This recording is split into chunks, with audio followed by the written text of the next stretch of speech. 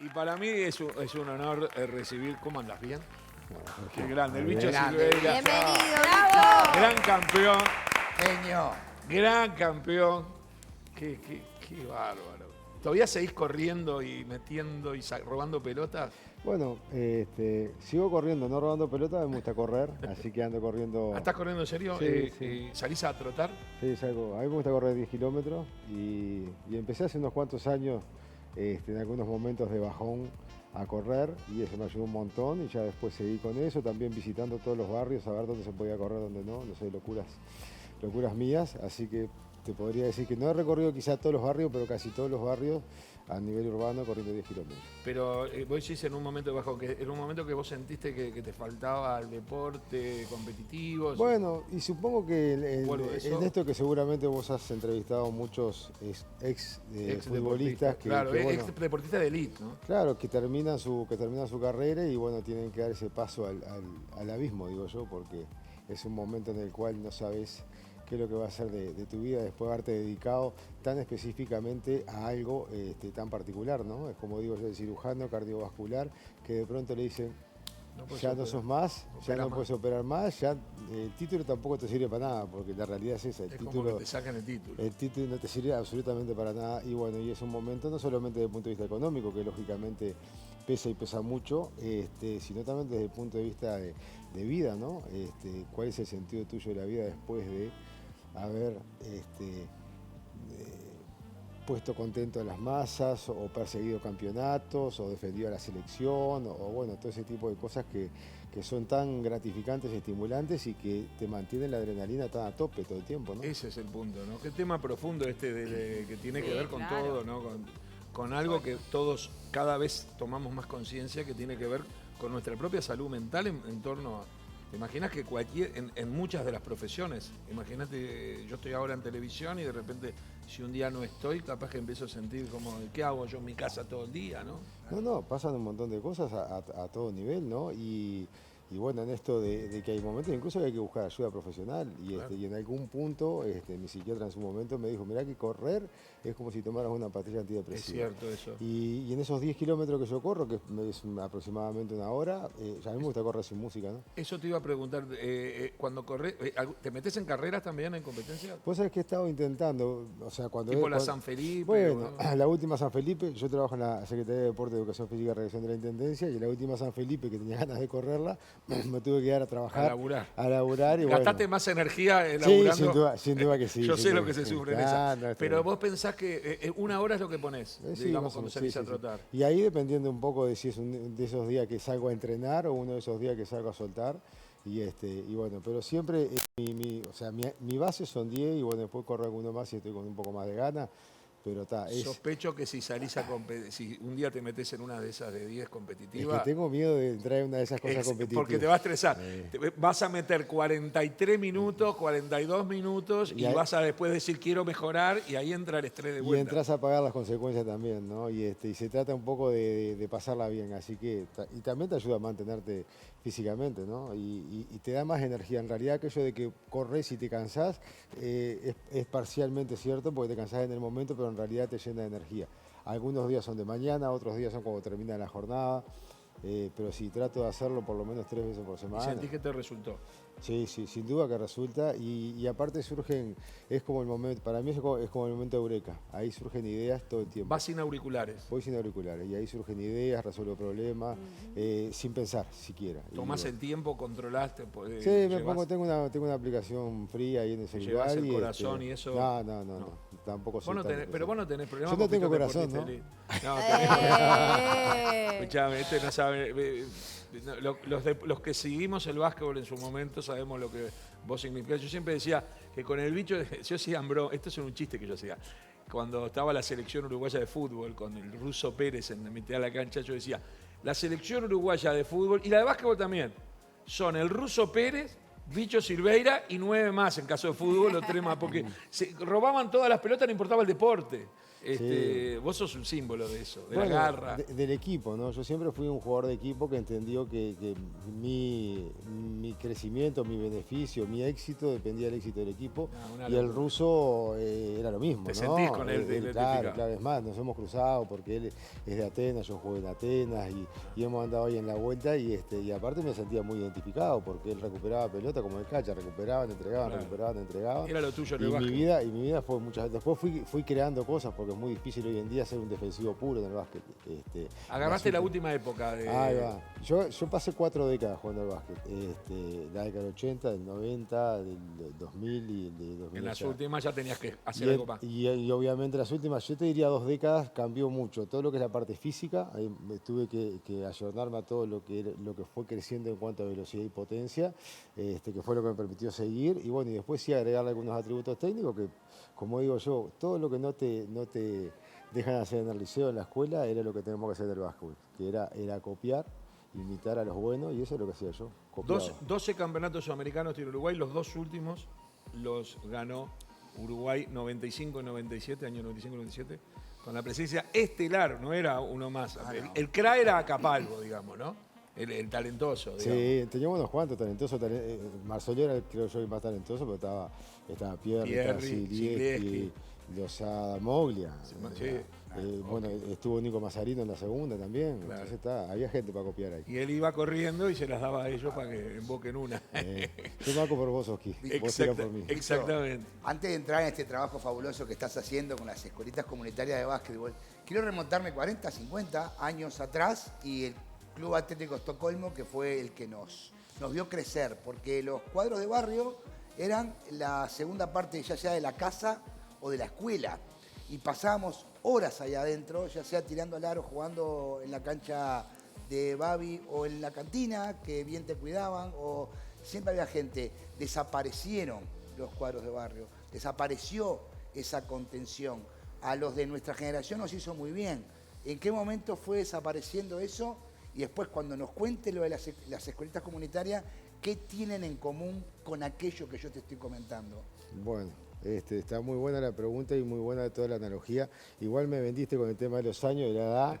Estamos del orto. No, él dice que jugaba contigo en juveniles. Es cierto, es cierto. Vos lo registrabas a él, porque él sabe que vos sí. Pero vos sabés que él... Claro que sí, claro que sí. Mariano, qué raro. Eso. Una Lo que pasa es que la vida. él tomó, parece que el buen camino y yo tomé el otro. Entonces él ahora está O acá era al haciendo revés, televisión. no sé. y yo Me no. di cuenta.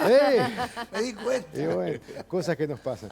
Pero bueno, es una pregunta realmente muy interesante y bueno, fue paulatinamente. Yo creo que en los últimos años el proceso se agudizó y hoy en día es cierto, antes el club estaba en un determinado lugar y toda la gurizada íbamos al club y pasábamos un montón de horas y nuestras familias estaban tranquilos que estábamos en el club.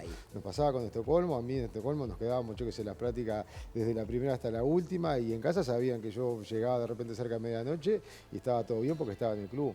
Esa tranquilidad que había antes, hoy no la tienen las familias. Vos no dejás que tus hijos estén en la calle o que estén en el club, porque aparte de todo el club ya dejó de ser aquel centro de reunión social. Entraba cualquiera, ahora tenés... Porque también es lógico, mirá que a veces nosotros los demonizamos a los clubes diciendo, bueno, antes era así porque ahora no es así, porque no subsiste.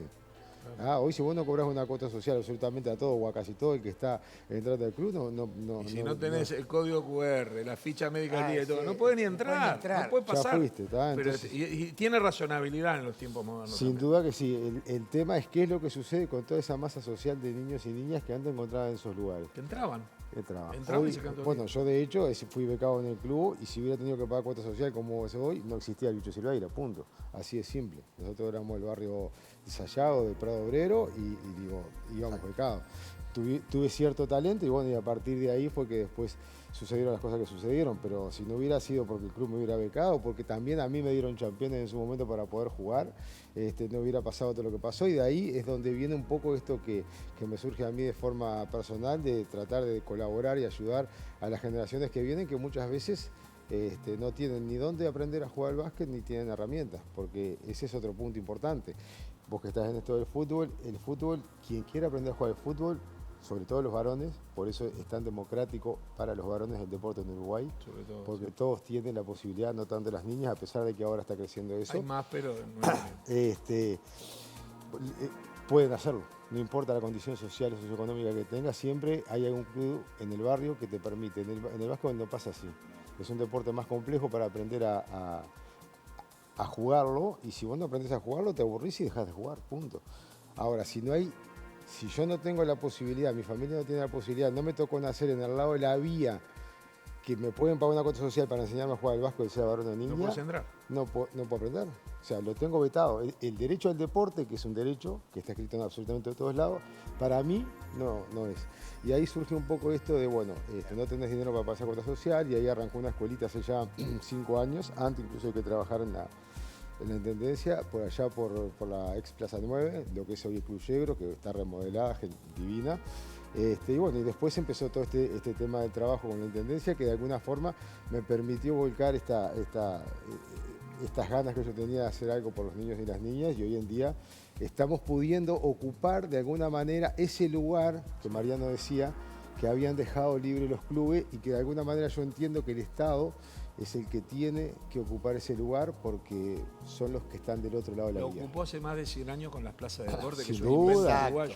Exacto. Claro, que es un invento El Pepe prácticamente Valle, uruguayo. yo lo que decía, una de las grandes cosas que sucedieron fue cuando las plazas de deporte se abrieron, que ahí se Así nació el popularizó. básquetbol también. Y ahí nació el básquetbol, y nacieron un montón de grandes atletas a través de justamente esas plazas de deporte, que después se fue diluyendo, se fueron muriendo desde el punto de vista de hardware, todas las plazas, no habían plazas que estuvieran en condiciones de jugar prácticamente. Claro. Eso creció, o sea, el hardware nuestro en cuanto a plazas de deporte, en cuanto a lugares a hacer jugar al básquetbol, 3x3, qué sé yo, creció mucho, y lo que estaba faltando era el software, que es el programa que permite que esas plazas sean ocupadas por la comunidad y sobre todo por los niños y las niñas, que en definitiva son el presente y el futuro del país. Tanto que decimos son lo más importante, bueno, hay que mostrarlo con acciones, y es lo que ahora estamos tratando de hacer. Bicho, cuando hablas de estas escuelitas y que cumplen ese lugar social tan importante, ¿qué tan complejo es en cualquier espacio enseñar el básquetbol? Me refiero a que de repente con fútbol ponen 2 zapatos y arman ahí donde es el arco y se arma un picadito. En el básquetbol, ¿hay mucho requisito o se puede aprender en lugares que de repente ya no se acercan a una cancha, pero igual puedes aprender algo? Mira, también muy interesante. Sí hay unas diferencias importantes en la enseñanza del básquet y del fútbol. Es un poquito más complejo en el básquet, que de repente puedes llegar a precisar alguna otra cosa más. Pero en definitiva estamos hablando de una cancha, que hoy en día hay un montón de canchas. Estamos hablando de pelotas, que por suerte también el acceso a las pelotas ha crecido mucho. Y después estamos hablando del aro. Y después que los Que en aros, algunos lugares lo depredaban y lo sacaban. correcto, Por eso es el problema, pero lo robaban. ¿cuál es Robaban la parte donde Sí, cae sí. la pelota. No, y aparte no solamente la roban, ¿qué es lo que sucede? Todos queremos, Mariano sabe porque siempre lo intentó y nunca pudo, hundir la pelota. Y si no Claro. puedes hundir la pelota, por lo menos colgarte el aro. Y si no te puedo colgar el aro, me cuelgo la red. Exacto. ¿O no? Y Sí. ahí es cuando se rompen. Ahí se rompe la red. Ahora, ponerle redes de cadena y te vas a colgar una vez sola. Nunca Que es lo que está pasando ahora en las plazas, ¿no? sí. Las redes de cadena, aparte que son más durables. Y bueno, y a veces sucede que sí, que las vandalizan, que las sacan, hay que ponerlas de nuevo. que Porque esto es laburar. como aquello del vidrio roto, ¿me entendés? Si vos lo cambiás rápidamente, después dejan de vandalizarlo, y esto es exactamente igual. En cuanto a la dificultad para enseñar, y bueno, lo primero que precisás son recursos humanos, ¿no? Que son un profe o un entrenador claro. que tenga la capacidad de poder enseñar, porque es mucho más difícil enseñar a los niños, por ejemplo, a hacer una bandeja, a encestar una pelota que está a 3,05 m, ¿no? O sea, pero a todos nos gusta, Exacto. ¿verdad? ¿Quién no pasó por al lado de una cancha de básquet con una pelota y Intentó. dijo, a ver si yo la puedo Intentó, embocar? claro. A ellos les pasa lo mismo. Y ese es lo que nosotros tenemos que utilizar a nuestro favor. Los niños siguen, a través del juego se aprende todo. ¿tá? Y por qué yo de alguna manera, entre comillas, tan enfermo con esto de por qué el básquetbol. Y bueno, primero porque es lo que yo sé hacer, y segundo porque te enseña, no solamente desde el punto de vista deportivo, sino que te enseña desde el punto de vista humano a enfrentar la vida. Y capaz que parezca mucho, pero es así. Vos en el básquetbol, cuando jugás un partido, te frustrás 20, 30 o 40 veces porque erraste una bandeja y tenés que volver rápidamente a defender, y lo haces a través del juego. No se te ocurre pensar qué espantoso errar una pelota, y el niño va aprendiendo a tolerar frustraciones a través de este tipo de cosas. No me sale un ejercicio, la pelota me picó en el pie y se me fue. Ese tipo de cosas son fundamentales para que cuando lleguen a su edad de adolescencia, que hablamos de repente del primero, segundo, tercero año de liceo, Perdón, soy yo. Si es el millón, No, no, es para mí. Ah, es muy Llama bueno. por el Esto es un millón. desastre. no, bueno, no es un millón. No, te está llamando Orsi. Hay que pagar algo. Ah, ahí, no. ¿no? El primo. Perdón. No, pero bueno, es esto de aprender Sí. a tolerar la frustración. De cuando llegan al primero o segundo liceo, nuestros niños, y más hoy en día con esto de las famosas pantallas que no podemos estar sin ellas prácticamente en ningún momento, nosotros los adultos, imagínense los niños, les sucede que no tienen capacidad de tolerancia a la frustración y de repente vienen, y ahí lo ato con lo tuyo, del palo del fútbol, ¿tá? En donde los niños estuvieron haciendo baby fútbol durante hasta los 12, 13 años, y ahí los abandona. Para ellos la vida. Porque de repente ya no pasan a ningún club. Porque hay un filtro muy grande, y son muy pocos los que sobreviven. Los que sobreviven. Y los que no sobreviven, que son el 85%, ya está estudiado eso, Sí, o más, o más. ese 85% pasa al liceo. Primero, segundo liceo, que es pasar de la escuela al liceo es un mundo enorme para ellos. En los procesos de cambio que ellos tienen como adolescentes, cualquier cosa que les suceda es el fin del mundo, literalmente para ellos. Y después nos preguntamos por qué tenemos los niveles de suicidio que tenemos en adolescentes tan grandes. No será esta la única causa, pero sin duda que ayudarlos a tolerar frustraciones a través del juego los va a ayudar. Y ahí es donde uno hace lo que sabe. No, recién decías esto que es importante el recurso humano para poder enseñar. Tengo una anécdota con mi hijo que le gusta mucho el básquetbol, tiene 4, ¿no? Y intenta hace tiempo picar como de un lado al otro de la pierna. Y una vez dije, yo le muestro cómo se hace. No me salió, no me sale, o sea, nunca hice básquetbol, ¿no? No me sale y no sé cómo explicarle cómo es lo que tiene que hacer, ¿no? Y él sigue intentando.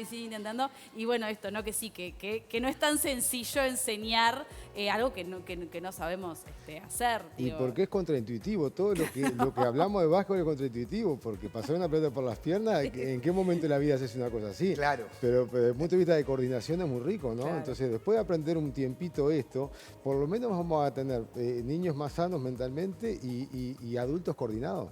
Que el día de mañana tengan que saltar una baldosa que está mojada y lo puedan hacer. Cada vez tenemos menos de eso. O sea que realmente la inversión en lo que es el deporte para mí es absolutamente clave, insuficiente hasta el momento, pero bueno, hay ciertas, como esto que estamos haciendo a través de la Secretaría, ciertas cosas que muestran que el camino es este, ¿no? Pero sí, y 4 años ya está pronto para las escuelitas, te digo. Después, ¡Opa! agendate las escuelitas. Me En encantaría. el modelo tenemos una escuelita, el año pasado, me hace una anécdota muy linda. El año pasado empezamos en el modelo con la escuelita de básquetbol, los martes y los jueves de tarde, y se acercó una abuela y me dijo, ella puede jugar, Joana se llama la chiquita, y porque le gustaba la pelota. Le digo, sí, bueno, ¿cuántos años tiene? 3.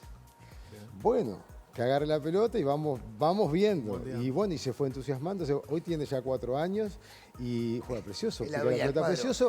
Y lo más cómico es que el año pasado cuando vino todavía no había dejado los pañales. Ay, O sea que amor, tenía 3, todavía me estaba de enamorzo. pañales, vos la veías correr atrás de la pelota. Con O sea que pañales. la edad no es un limitante, ni para abajo ni para arriba. Bueno, Dicho- ¿y la altura? No, para el mucho básquet. menos. Ah, mucho ya- menos. No, ya porque no. viste que el básquet... No, pero... porque- Está el mito, no, sí. digo la altura dentro de la edad. Sí, Digo, sí, sí. si No, no.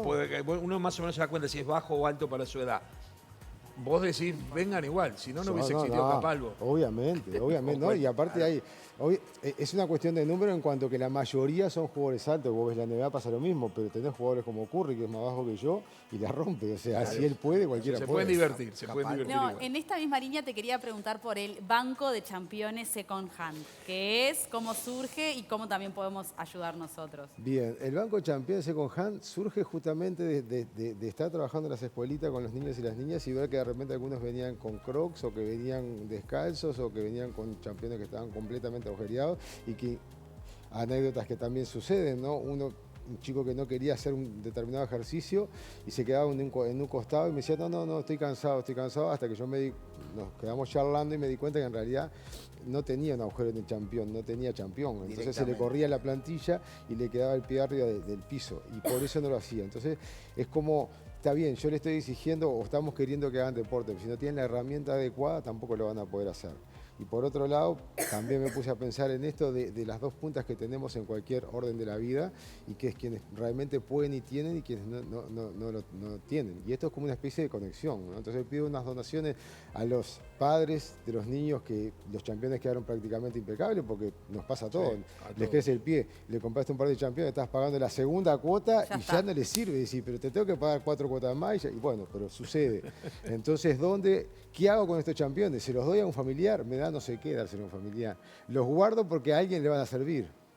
Bueno, a través del Banco Championes lo pueden donar y eso yo se los vuelco porque esta es una iniciativa personal que en su momento estuve en estas corridas cavilando, lo charlé con mi familia, con mis hijos, con mi hija chica que fue la que generó el loguito. Si ustedes entran al Banco Championes SH, que es el Instagram, ahí tengo un loguito dibujado, ella dibuja muy bien y me dijo, yo te hago el logo, papá. Ella tiene 14 años ahora, y Lara. Y bueno, salió un logo precioso y a partir de ahí, hoy en casa hay un montón de campeones, ya hemos entregado una banda de campeones, no importa el talle, porque también hemos entregado a adultos. Y bueno. Ahí estamos viendo un montón de imágenes de hoy de entrenamientos. Sí, Y cosas. ahí eso es lo hicimos en Espigas, en el centro Espigas, que es un centro que está por allá por Bellón Intrusiones. También hay una escuelita, esa escuelita de ahí también es de Puntas de Manga.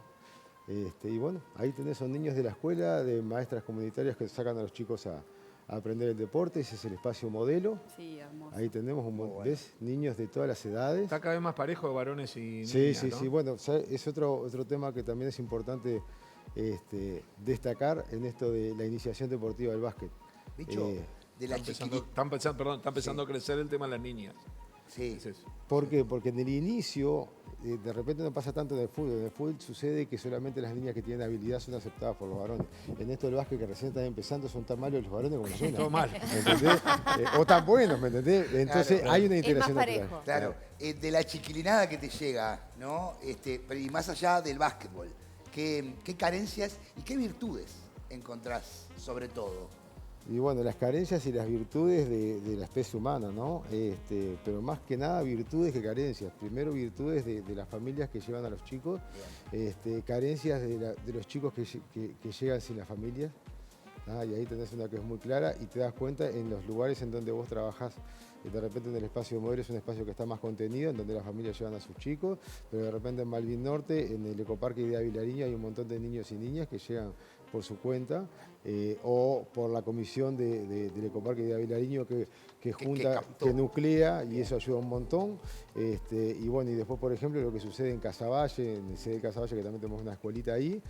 Hay otra que está en Arapey Mendoza también. Y bueno, y en esos lugares y esos contextos, los que nos traen mayormente los niños son las maestras y maestros comunitarios, pero también son lugares difíciles para los niños vivir, ¿no? O sea, y ellos también traen a las prácticas un montón de vivencias personales que uno a veces tiene que atenderlas. Ellos viven una violencia extrema todo el tiempo y se manejan de una forma conductual que es la habitual a la que ellos manejan en sus barrios y en sus casas. Natural porque si no, no sobreviven. Claro. Ahora, cuando vienen a la cancha, uno tiene que enseñarles que en ese lugar están contenidos, están cuidados y que no es necesario esa forma de conducirse. Y que hay reglas. Y que hay reglas. Y que hay reglas. Porque tanto el fútbol como el básquetbol, una de las maravillas que hay en todos los deportes, pero yo específicamente estos dos, la maravilla es que de la nada alguien empieza a saber que no. Hay una regla, si pisás para acá, si te vas para allá, y si estás enojado porque te salió mal o porque te hicieron un gol o porque perdiste una pelota, te la tenés que bancar porque si no te pueden echar, o sea, podés tener un castigo deportivo, ¿no? Pero Sí, claro. entonces aprendés a convivir. Es un hecho. Por eso es tan importante y es lo que hablamos acerca de las frustraciones y bueno, el trabajo en equipo. Nosotros acá estas escuelitas son niños de 4 años hasta 15 años y a veces convivimos en un mismo espacio. Después los dividimos, qué sé yo, en el trabajo, pero muchas veces los más grandes ayudan a los más chicos. Y eso es impagable. Bicho, ¿y cómo podemos hacer para enterarnos dónde están funcionando, qué días, qué horarios? A ver si yo puedo llevar a ese pequeño que tengo en la familia, si tengo algo cerca, algo que yo puedo acceder. ¿Dónde me entero de todo Bien, esto? eso en las páginas oficiales de la Intendencia, yo soy medio maleta para eso, pero seguro que pueden ponerlos por ahí. En la parte de deportes también. Y bueno, en principio las que están funcionando, que han funcionado estos últimos años, es en Puntas de Manga, en el espacio transatlántico. Ok. Van a empezar, cuando empiecen las clases van a empezar otra vez y los horarios también van a estar ahí. Lo estábamos haciendo puntualmente, generalmente después de la hora escolar, 5:15 de la tarde, y también en la mañana a contrahorario, a las 10 de la mañana. Después tenemos Cedel Casaballe, que es ahí en San Martín, bueno, al lado de lo que es el Cedel Casaballe y San Martín. Después está Arapey Mendoza, que es Intrusiones y Mendoza, también una placita muy bonita que hay ahí, en el espacio modelo y en el ecoparque de Vilariño. Y bueno, próximamente la idea de Lionel de Melo, que es nuestro director, y de todo el staff, es seguir ampliando estas escuelitas en un montón de lugares que nos dimos cuenta que realmente es necesario. Van a haber muchas novedades, no solamente con eso, sino respecto a la Escuela Municipal de Básquetbol, que va a estar funcionando a partir de este próximo año, y que también vamos a ampliar un montón de escuelitas para iniciantes de este deporte. Sí, cuando se habla de que se necesitan recursos en general para todo esto que se hace, hay estudios, yo ahora voy a jugar de memoria y le puedo ahorrar en algún número para que se entienda. Está estudiado, gente que estudia el tema, que por cada, ponerle dólar que se invierte en deporte, se ahorran 3 o 4 dólares en salud. El Estado, digamos, ¿no?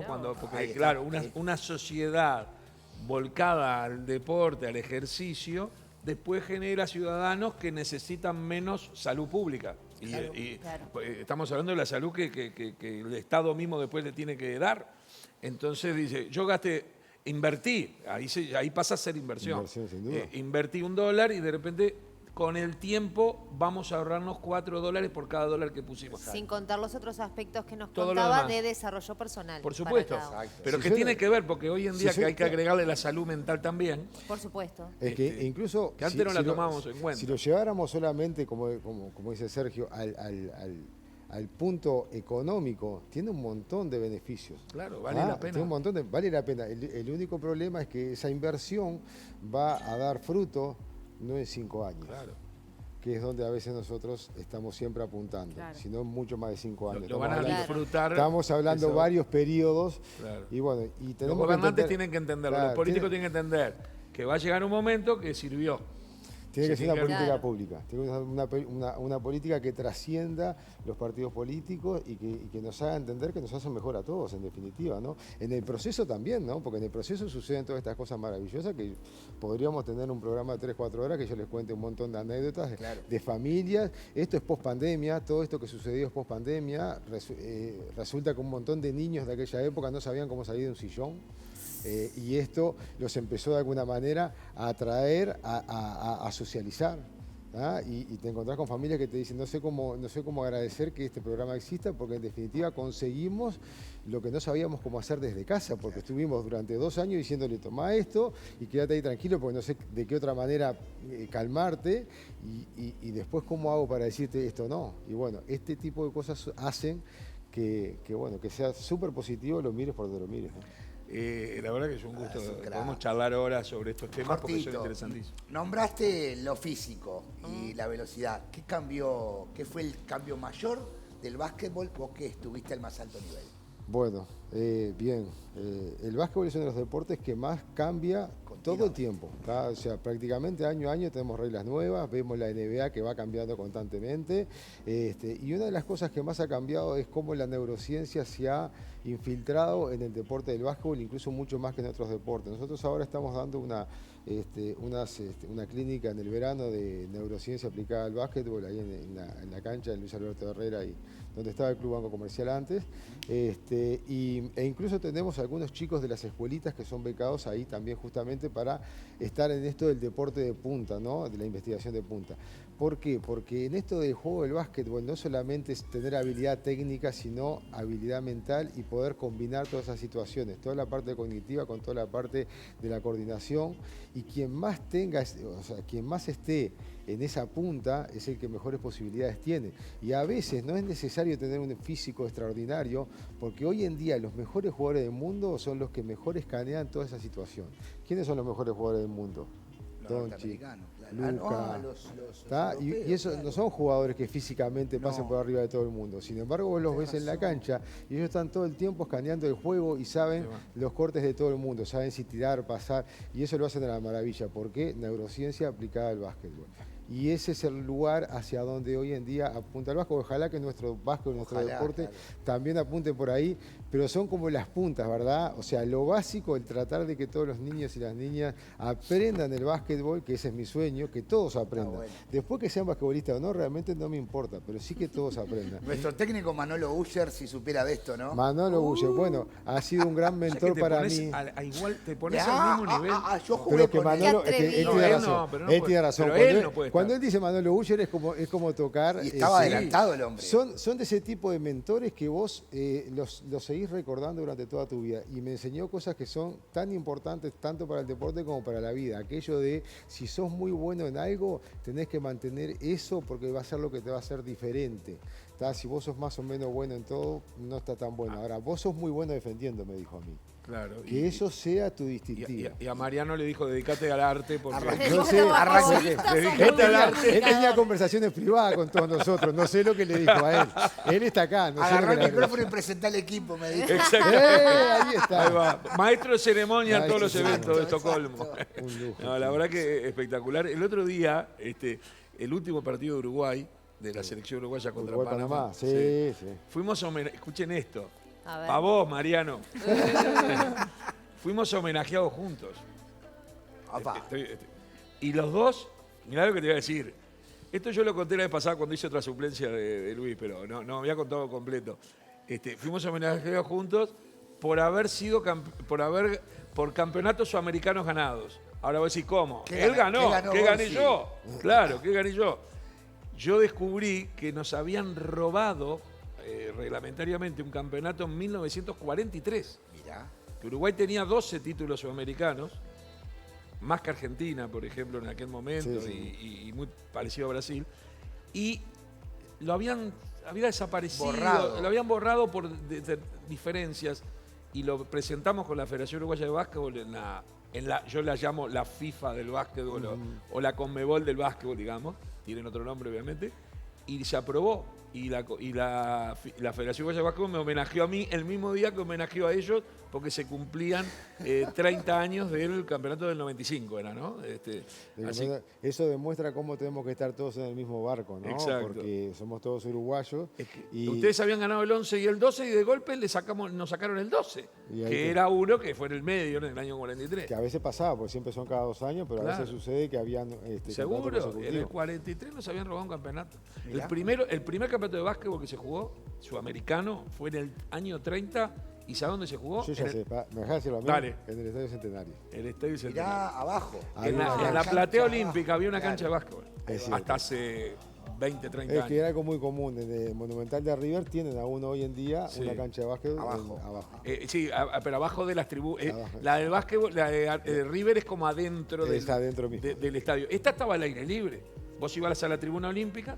Bueno, peleó Alfredo Evangelista, por ejemplo, en boxeo. Hubo eventos deportivos. Los Globetrotters, ¿no estuvieron? Sí, pero los Globetrotters creo que estuvieron ya en el... Pero alguno de esos estuvo, sí. De esos, y en el Palacio Peñarol también. Sin duda. Pero bueno, acá un gran campeón, bicampeón. Fíjate que Uruguay 2 veces medalla de bronce en Juegos Olímpicos, detrás de Estados Unidos y la Unión Soviética, que es como decir el campeón de los seres humanos normales. 2 veces y 12 veces campeón sudamericano. El básquetbol tiene una historia fantástica en el Uruguay, a pesar de ser 3 millones. Y lo que yo veía en aquellos primeros campeonatos, el primero que vi fue en el 69, con el Chumba Resti y toda aquella generación, los vi salir campeón, y después el 81 el Tato López, Fefo Ruiz, bueno. Y vos sabés una cosa, en aquel momento jugaban 5. O sea, ¿qué quiere decir? El plantel era 12, pero los 5 titulares, que eran mucho mejores que los demás, podían aguantar 40 minutos. Ya en tu época empezó a cambiar y hoy en día nadie juega. ¿Cuánto puede jugar de minutos un jugador? El promedio máximo que juegan son 35 minutos. Claro, o sea, los que juegan más cantidad de minutos. Una barbaridad, claro, por eso. O sea, los jugadores van cambiando y nosotros como país chico no teníamos repuesto. Le jugábamos a los mejores 5 de Brasil, los mejores 5 de Argentina, pero si tenías que meter el sexto, el séptimo, el octavo, el noveno, el décimo, ellos tenían parejo.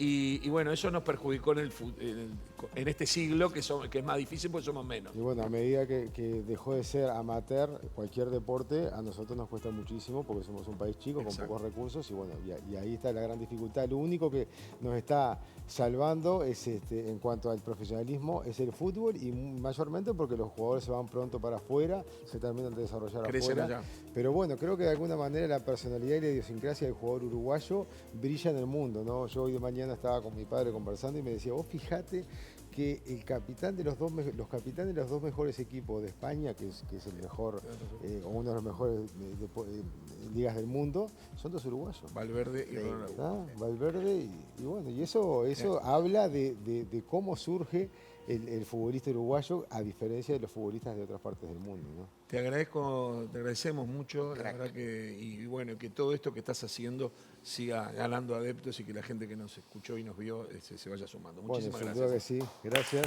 Un aplauso para el gran campeón. Bueno, me acordé de la página de montevideo.gov.uy. Perfecto. A partir de ahí están las páginas oficiales y ahí pueden entrar en todos los lugares que quieran.